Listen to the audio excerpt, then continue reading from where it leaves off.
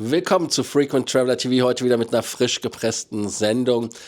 Und die Themen, die wir heute für euch frisch gepresst haben: Discover Airlines, der Streik hat begonnen. Discover Airlines, die ersten Flüge sind gestrichen. Ryanair will 20% der Flüge in Berlin streichen, also auch hier ein Streichkonzert. Wir haben gute Nachrichten aus Bangkok mit dem Fast-Track-Thema Business und First Class. Und wir haben Miles and More.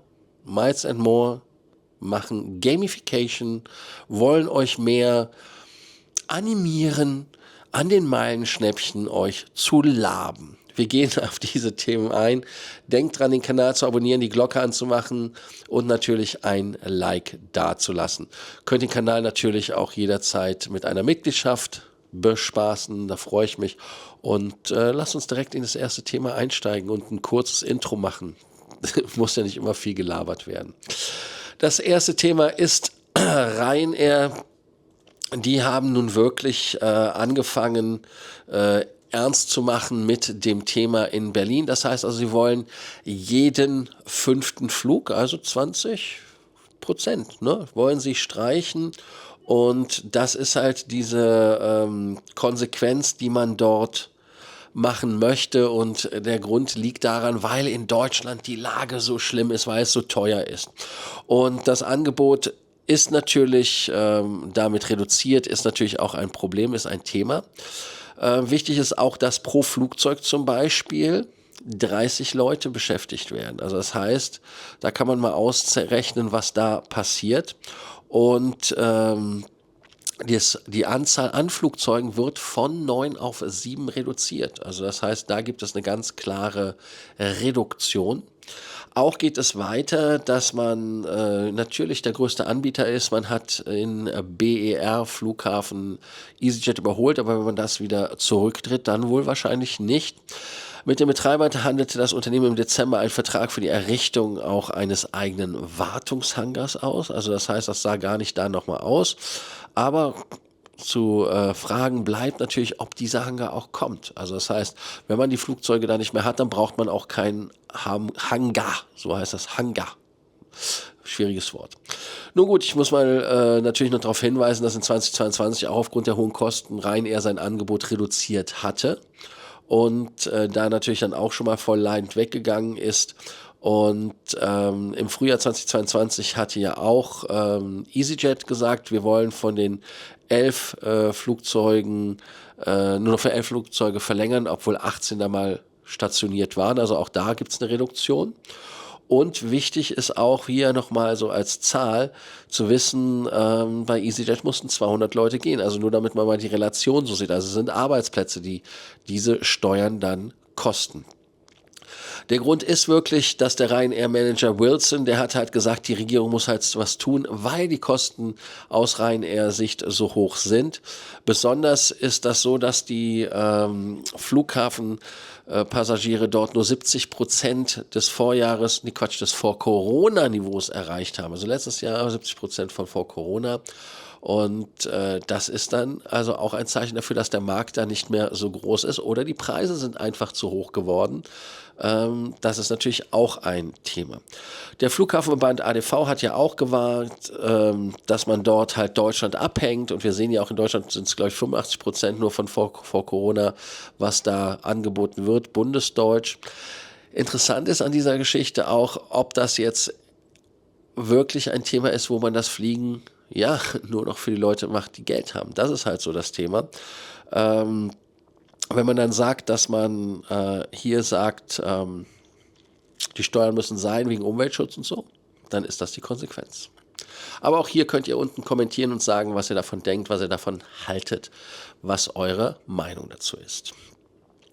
Das zweite Thema, und da habe ich ja von euch auch viel Meinung schon bekommen, das ist das Thema Discover Airlines. Die haben aufgrund ihres Beefes mit der UFO und der Vereinigung Cockpit, ich sage jetzt mal, die Konsequenzen zu tragen.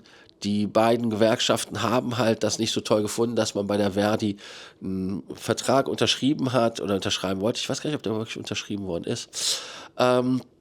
Aber es geht halt hier wirklich um Gewerkschaftseinfluss und deshalb wird da auch gestreikt. Und man kann jetzt darüber denken, was man will.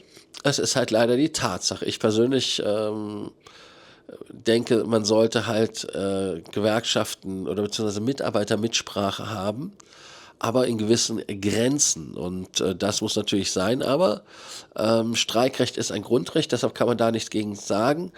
Interessant ist ein Beitrag, in ein paar Monaten, Jahren braucht dann auch keiner weinen. Er verfolgt eine Strategie, die vielleicht funktioniert, aber höchstwahrscheinlich sehr viel Schaden verursachen wird. Wenn alle Töchter alle anfallenden Kosten selber tragen würden, wäre die Wirtschaftlichkeit etwas anders. Also hier wird gesagt, dass halt wirklich diese Discover und die anderen Töchter der Lufthansa der Mainline quasi in die Tasche greifen und so tun, als ob die Mainline zu teuer ist, aber die Mainline in Wirklichkeit für die bezahlt, damit sie so billig produzieren können, in Anführungsstrichen. Also hier muss man dann natürlich dann sagen, kann stimmen. Also wenn ihr da eine Meinung zu habt und ob wenn ihr dazu irgendetwas beizutragen habt, sagt es das. Es wäre mal spannend in meinen Augen, inwieweit das dann so stimmt. Das heißt also, dass da andere Fluggesellschaften im Konzern sich einfach an der Lufthansa laben. Ihr könnt ja, wenn ihr lustig seid, ja auch mal philosophieren, was passiert, wenn Discover und alle genau den gleichen Vertrag haben am Ende. Ob es dann nicht weitere AOCs gibt, wo man dann irgendwann sagt, die Lufthansa fliegt halt dann nicht mit Discover, sondern dann ist das Discoverage oder sowas von Polen aus. Also insofern, da wird wohl beim Konzern dann die Konsequenz sein, vielleicht, dass man irgendwo anders hingeht, wo man billiger produziert. Aber das ist ja halt das Problem. Das hatten wir auch, glaube ich, bei Autos, wenn jemand ein Auto herstellt und dann sich das eigene hergestellte Auto so nicht wirklich leisten kann mit seinem Gehalt. Ist eine philosophische Diskussion, ich gebe es ja zu. Aber wir haben auch die ersten Ausfälle bei der Eurowings Discover. Und zwar sind heute vereinzelt Flüge schon ausgefallen bei der Discover und da ist es so, dass es in Frankfurt 55 geplante Flüge gab und auch für die nächsten Tage bleibt es unsere Priorität, so viele Flüge wie möglich für unsere Passagiere durchzuführen, das sagte die Discover und bis Freitag dauert der Streik. Es gibt aber jetzt keinen, also es sind nur vereinzelt, aber es steht ja jetzt nicht drin, welche Flüge ausgefallen sind, also es wird hier von vereinzelten Flügen gesprochen. Hups, da bin ich an den Dings gekommen. Also wir machen das ist kein Effekt, den ich will. Nicht, dass ihr jetzt seekrank werdet. Sorry, muss ein bisschen aufpassen. War etwas faul mit der Kamera, habe die große Kamera nicht aufgebaut, sondern nur das kleine Gedeck genommen. Wir haben jetzt ein Thema, was ich auch unheimlich amüsant finde, und zwar ist das jetzt Miles & More. Ich weiß es nicht, viele von euch haben ja die Miles & More Meilenschnäppchen eher als Beleidigung empfunden als irgendwie als Angebot, und das ist natürlich etwas, was bei der Lufthansa vielleicht dazu geführt hat, dass man jetzt in der Miles & More App euch schätzen oder raten lässt, welche Ziele es gibt. Frankfurt Flyer hatte sich der Thematik angenommen. Einmal das Zitat aus der Lufthansa-Aktion. Raten Sie exklusiv in der Miles & More App, mit welchem Meilenschnäppchen im September auf Sie wartet.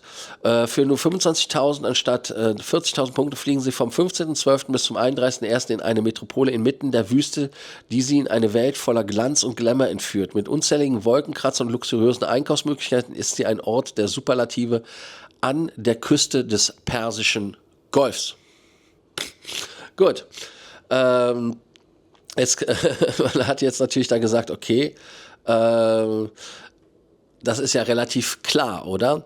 Also einmal, was relativ klar ist, und das ist halt wirklich das, dass man hier hingeht und jetzt sagt, ja gut, da kann man ja ausrechnen, was es ist. Also es wird wohl ein Economy-Class-Flug sein, also keine First Class.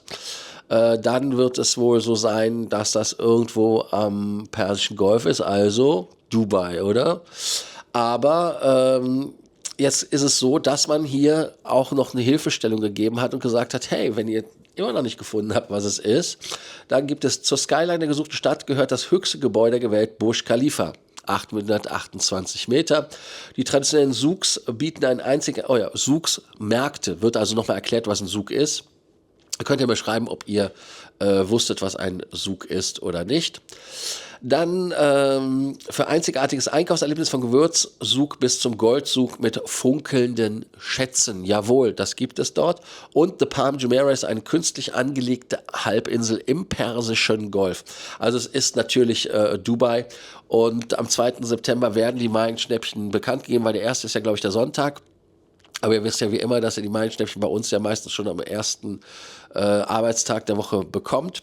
Und interessant ist auch wirklich, ob das diesen Flug in der Business oder in der First Class oder irgendwie auch gibt und was es gibt. Aber es ist eigentlich schon amüsant, dass man hier mit einem Economy-Class-Flug dort Werbung macht, weil man ja anscheinend schon keine anderen Flüge mehr